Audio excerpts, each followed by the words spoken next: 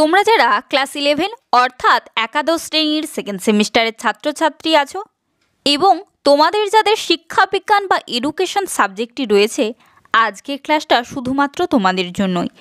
আজকের ক্লাসে আমি তোমাদের এই শিক্ষাবিজ্ঞান বা এডুকেশন সাবজেক্টের সাজেশন নিয়ে আলোচনা করব। অর্থাৎ এই শিক্ষাবিজ্ঞান সাবজেক্টটা তোমরা কিভাবে পড়লে ভালো নাম্বার পাবে পরীক্ষায় তা দেখে নাও। অর্থাৎ কোন কোন প্রশ্নগুলো করতে হবে তোমাদের গ্রুপ সি এবং গ্রুপ ডি থেকে। তোমাদের ফার্স্ট সেমিস্টারে গ্রুপ এ এবং গ্রুপ বি পড়তে হয়েছিল, তাই সেকেন্ড সেমিস্টারে গ্রুপ সি এবং গ্রুপ ডি পড়তে হবে। এই গ্রুপ সি এবং গ্রুপ ডির থেকে কোন কোন ইউনিট থেকে গুরুত্বপূর্ণ 10 নম্বরের এবং 5 নম্বরের প্রশ্নগুলো বেশি গুরুত্ব সহকারে পড়বে দেখে নাও। গ্রুপ সি থেকে ফার্স্ট ইউনিটের তোমাদের 5 নম্বরের প্রশ্ন কোনগুলো করতে হবে দেখে নাও। 5 নম্বরের প্রশ্ন হিসাবে আমি প্রথমেই রেখেছি শিক্ষা মনোবিজ্ঞানের প্রকৃতি আলোচনা করো। প্রশ্নটি খুবই গুরুত্বপূর্ণ। এরপর দ্বিতীয় গুরুত্বপূর্ণ প্রশ্ন, শিক্ষা মনোবিজ্ঞানের গুরুত্ব বা প্রয়োজনীয়তা লেখো। 3 নম্বর গুরুত্বপূর্ণ প্রশ্ন, জ্ঞান লাভের প্রক্রিয়া হিসেবে সংবেদনের স্বরূপ বিবৃত করো। এরপর 4 নম্বর প্রশ্ন, শিক্ষাক্ষেত্রে প্রত্যক্ষণের গুরুত্ব আলোচনা করো। এরপর 5 নম্বর প্রশ্ন, ধারণা গঠনের স্তরগুলি বিশ্লেষণ করো। এরপর 6 নম্বর গুরুত্বপূর্ণ প্রশ্ন এখান থেকে করবে, সংবেদন, প্রত্যক্ষণ ও ধারণা কিভাবে সম্পর্কযুক্ত। অর্থাৎ এই প্রশ্নটি একটু ঘুরিয়েও দিতে পারে, যেমন পরবর্তী প্রশ্ন দেখতে পাচ্ছ 7 নম্বর প্রশ্ন, সংবেদন, প্রত্যক্ষণ ও ধারণার মধ্যে তুলনামূলক আলোচনা করো। এরপর 8 নম্বর প্রশ্ন, শিক্ষা ও মনোবিজ্ঞানের মধ্যে সম্পর্ক লেখো। অর্থাৎ শিক্ষার সাথে মনোবিজ্ঞানের কি সম্পর্ক তা তোমাদের লিখতে হবে। এরপর 9 নম্বর গুরুত্বপূর্ণ প্রশ্ন আছে, থর্নডাইকের শিক্ষণ তত্ত্বের মুখ্য সূত্রগুলি আলোচনা করো বা এই মুখ্য সূত্রগুলির তাৎপর্য লেখো। খুব গুরুত্বপূর্ণ এই প্রশ্নটি খুব গুরুত্বপূর্ণ। এই প্রশ্নটি তোমরা খুব জোর দিয়ে পড়বে। এরপর 10 নম্বর প্রশ্ন, এই প্রশ্নের উত্তরটি তোমাদের আমি এই চ্যানেলে দিয়েছি, তোমরা যদি এই ভিডিওটি না দেখে থাকো তোমরা অবশ্যই দেখে নেবে। এরপর 10 নম্বর প্রশ্ন, শিক্ষাক্ষেত্রে থর্নডাইকের গৌণ সূত্রগুলির প্রয়োগ লেখো। এই প্রশ্নটিও আমি তোমাদের আলোচনা করেছি, তোমরা দেখে নেবে। এরপর 11 নম্বর প্রশ্ন, শিক্ষাক্ষেত্রে সক্রিয় অনুবর্তনের ভূমিকা লেখো। এরপর 12 নম্বর প্রশ্ন, প্রাচীন অনুবর্তন ও সক্রিয় অনুবর্তনের মধ্যে পার্থক্য লেখো। এরপর 13 নম্বর প্রশ্ন, অন্তর্দৃষ্টি কী বা অন্তর্দৃষ্টি বলতে কী বোঝো। এইভাবে প্রশ্নটি আসতে পারে। অন্তর্দৃষ্টিমূলক শিখন কাকে বলে, এই প্রশ্নটিও কিন্তু খুবই ভালো একটি প্রশ্ন, খুবই গুরুত্বপূর্ণ প্রশ্ন। এরপর 14 নম্বর প্রশ্ন, কেস স্টাডি পদ্ধতি কী, এর বৈশিষ্ট্য লেখো। এরপর 15 নম্বর গুরুত্বপূর্ণ প্রশ্ন, শিক্ষাক্ষেত্রে সার্ভে পদ্ধতির গুরুত্ব আলোচনা করো বা গুরুত্ব লেখো। এরপর 16 নম্বর প্রশ্ন, এই ইউনিট থেকে 16 নম্বরের প্রশ্ন কি করবে দেখো, খুবই গুরুত্বপূর্ণ প্রশ্ন এটি।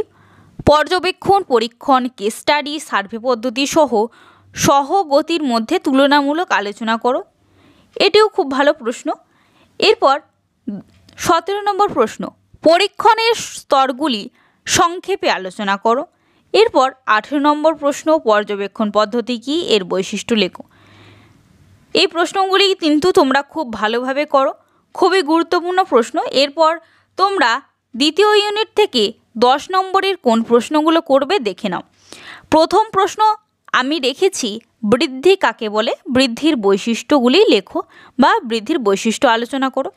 এই প্রশ্নটি কিন্তু খুবই গুরুত্বপূর্ণ। এই প্রশ্নটির উত্তর আমি তোমাদের কিন্তু এই চ্যানেলে দিয়ে রেখেছি। তোমরা যারা এই ভিডিওটি দেখোনি তারা অতি অবশ্যই কিন্তু এই ভিডিওটি দেখে নেবে, খুবই গুরুত্বপূর্ণ প্রশ্নটি। এরপর 2 নম্বর প্রশ্ন, পরিণমন কাকে বলে, পরিণমের বৈশিষ্ট্য লেখো। 3 নম্বর প্রশ্ন, শিশুর বিকাশে বংশগতি ও পরিবেশের গুরুত্ব আলোচনা করো। খুবই গুরুত্বপূর্ণ প্রশ্ন। এরপর 4 নম্বর প্রশ্ন, শিক্ষায় বংশগতি ও পরিবেশের ভূমিকা লেখো। এটিও গুরুত্বপূর্ণ। এরপর 5 নম্বর প্রশ্ন, শৈশবকালের বিকাশমূলক বৈশিষ্ট্যগুলি আলোচনা করো। এরপর 6 নম্বর প্রশ্ন আমি রেখেছি, বাল্যকাল কাকে বলে, বাল্যকালের বিভিন্ন প্রকার চাহিদাগুলি আলোচনা করো। এরপর 7 নম্বর গুরুত্বপূর্ণ প্রশ্ন, বাল্যকাল বলতে কি বোঝো? বাল্যকালের বিকাশমূলক বৈশিষ্ট্যগুলি লেখো। এরপর 8 নম্বর প্রশ্ন রেখেছি এখান থেকে, কৈশোরকাল বলতে কি বোঝো বা কৈশোরকালের সংজ্ঞা দাও। কৈশোরের দৈহিক ও মানসিক বিকাশের বৈশিষ্ট্যগুলি আলোচনা করো। খুবই গুরুত্বপূর্ণ প্রশ্ন। এরপর 9 নম্বর গুরুত্বপূর্ণ প্রশ্ন 10 নম্বরের ক্ষেত্রে, শৈশবকালের সামাজিক ও প্রাক্ষবিক বিকাশ কিভাবে গড়ে ওঠে। এরপর তোমাদের গ্রুপ ডি, এই গ্রুপ ডি থেকে ফার্স্ট ইউনিটের কোন কোন প্রশ্ন করতে হবে 10 নম্বরের তোমরা দেখে নাও। আমি খুব বাছাই করে 10 নম্বরের প্রশ্নগুলো রেখেছি। খুব অল্প সংখ্যক প্রশ্নই কিন্তু আছে, প্রশ্নের সংখ্যা কিন্তু অনেক নেই, খুব অল্প সংখ্যক। তোমরা যদি বই ধরে পড়তে চাও তোমরা বইয়ে দেখতে পাবে অসংখ্য প্রশ্ন আছে। আমি তোমাদের জন্য খুব বাছাই করে গুরুত্বপূর্ণ যে প্রশ্নগুলো তোমাদের পরীক্ষার জন্য, সেই প্রশ্নগুলোই কিন্তু এই সাজেশনে রয়েছে। আর এই প্রশ্নগুলো তোমরা অতি অবশ্যই একটু ভালো করে গুরুত্ব সহকারে পড়ো।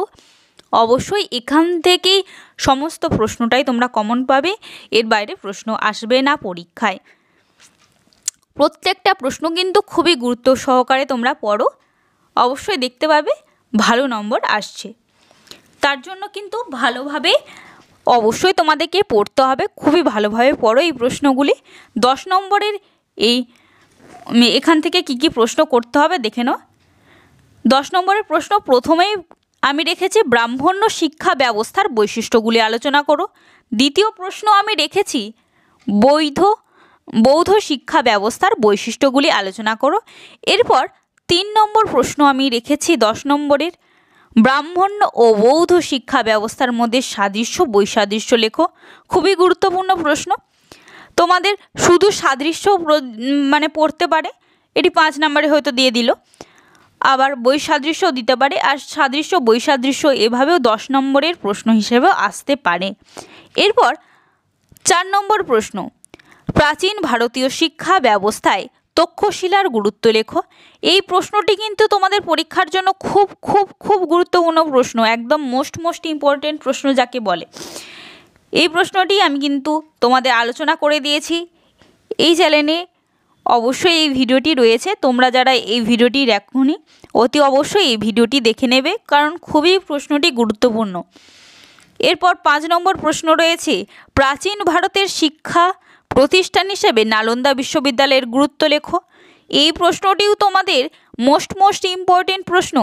এই প্রশ্নটিও তোমাদের পরীক্ষার জন্য কিন্তু খুবই গুরুত্বপূর্ণ। আবারও বলছি, এই প্রশ্নের উত্তরটিও কিন্তু আমি তোমাদের আলোচনা করে দিয়েছি। তোমরা যারা এই প্রশ্নটি দেখোনি, ভিডিও ক্লাসটি তোমরা দেখোনি, অতি অবশ্যই কিন্তু দেখে নেবে। এরপর 6 নম্বর গুরুত্বপূর্ণ প্রশ্ন, ভারতবর্ষে মুসলিম শিক্ষা ব্যবস্থার বৈশিষ্ট্য লেখো।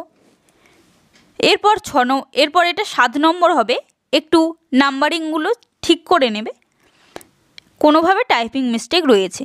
মধ্যযুগে ইসলামী শিক্ষা প্রতিষ্ঠান হিসেবে মাদ্রাসার গুরুত্ব আলোচনা করো। এটিও কিন্তু আমি তোমাদের আলোচনা করে দিয়েছি, খুবই গুরুত্বপূর্ণ প্রশ্ন।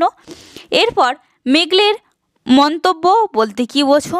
মেগলে মন্তব্য প্রাচ্য পাশ্চাত্যের দ্বন্দ্বের অবসান কিভাবে ঘটিয়েছিল। এটিও কিন্তু খুব খুব গুরুত্বপূর্ণ একটি প্রশ্ন, এটিও তোমাদের আমি আলোচনা করে দিয়েছি।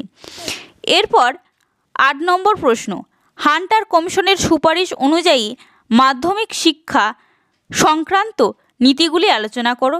এটিও খুব গুরুত্বপূর্ণ প্রশ্ন, এটিও আলোচনা করে দিয়েছি আমি তোমাদের।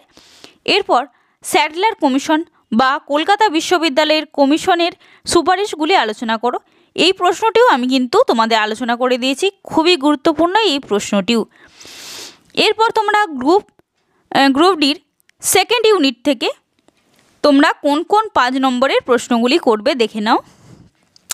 5 নম্বরের প্রশ্ন হিসাবে আমি তোমাদের প্রথমেই রেখেছি ভারতীয় সমাজ সংস্কারক হিসাবে রাজা রামমোহন রায়ের অবদান। খুবই গুরুত্বপূর্ণ এবারে তোমাদের এই প্রশ্নটি, এই রাজা ও রামমোহন রায়ের অবদান সমাজ সংস্কারক হিসাবে। এরপর 2 নম্বর আমি রেখেছি প্রশ্ন, শিক্ষাক্ষেত্রে রাজা রামমোহন রায়ের অবদান। অবশ্যই রাজা রামমোহন রায় কিন্তু তোমাদের এবারে পরীক্ষার জন্য খুবই গুরুত্বপূর্ণ। এখান থেকে আরও 2টি প্রশ্ন আমি রেখেছি, মাত্র 4টি প্রশ্ন রেখেছি। আরও 3 নম্বর প্রশ্ন রেখেছি, প্রাথমিক শিক্ষার ক্ষেত্রে বিদ্যাসাগরের অবদান আলোচনা করো। আর 4 নম্বর প্রশ্ন রেখেছি, নারী শিক্ষার বিস্তারে ঈশ্বরচন্দ্র বিদ্যাসাগরের অবদান লেখো। তোমাদের কিন্তু এখান থেকে এই ঈশ্বরচন্দ্র বিদ্যাসাগর থেকেও একটি প্রশ্ন অথবা রামমোহন রায় থেকেও একটি প্রশ্ন আসতে পারে, অথবা দুটিই আসতে পারে। তোমরা কিন্তু খুবই গুরুত্ব সহকারে পড়বে। আজকের সাজেশানটা তোমাদের যদি ভালো লাগে অবশ্যই তোমরা বন্ধুবান্ধবদের মধ্যে শেয়ার করে নেবে, কারণ তারাও যাতে ভালোভাবে পড়ে ভালো নাম্বার পেতে পারে। খুব সহজ সরলভাবে আমি তোমাদের আলোচনা করে দিলাম। অনেকগুলো প্রশ্ন কিন্তু নয়, খুব গোটা কয়েক প্রশ্ন আমি তোমাদের আলোচনা করে দিয়েছি। এই প্রশ্নগুলি অবশ্যই গুরুত্ব সহকারে পড়ো। এখান থেকেই প্রশ্ন আসবে পরীক্ষায়, চিন্তার কোনো কারণ নেই। ভালোভাবে গুরুত্ব সহকারে তোমরা এই প্রশ্নগুলো পরীক্ষার জন্য রেডি করে যাও। অবশ্যই এই প্রশ্নগুলি যদি পরীক্ষায় আসে ভালোভাবে কিন্তু লিখে আসতে পারবে, সেক্ষেত্রে ভালো নাম্বার পাবে।